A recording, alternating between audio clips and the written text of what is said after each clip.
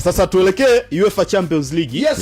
Kama hujapokea muamala basi na wewe ni mwekezaji, achana na hii kazi ya kuwekeza.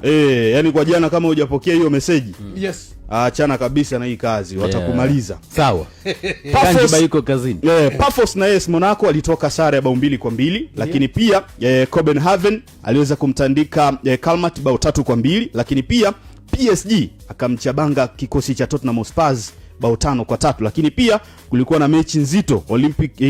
Olympiacos ya pale nchini Ugiriki walikuwa wakipepetana na Real Madrid na mechi kamalizika Madrid akishinda bao 4-3, lakini pia kulikuwa na mechi nyingine ya Liverpool dhidi ya PSV na Liverpool ni yule kipigo kama kawaida akiwa nyumbani Anfield akapoteza kwa bao 4-1, lakini pia kulikuwa na mechi ya Atletico dhidi ya Inter Milan, Atletico akashinda bao 2-1, lakini kulikuwepo na mechi ya Eintracht Frankfurt ambayo alipasuka nyumbani dhidi ya kikosi cha Atalanta bao 3-0, lakini kulikuwepo na Sporting CP ya pale nchini Ureno ikaichabanga Club Brugge bao 3-0, na mechi ya usiku ambao kila mmoja ilikuwa pengine anaitolea macho ilikuwa ni pale Emirates Stadium, Arsenal the Gunners dhidi ya Bayern Munchen, na mechi hii ikamalizika kwa Arsenal kuondoka na ushindi wa bao 3-1. Kwa hiyo ilikuwa ni usiku wa UEFA Champions League uliozaa mabao ya kila namna, na ndio maana nimesema kama ni mwekezaji na hujapokea muamala basi acha hii kazi, watakunyonga.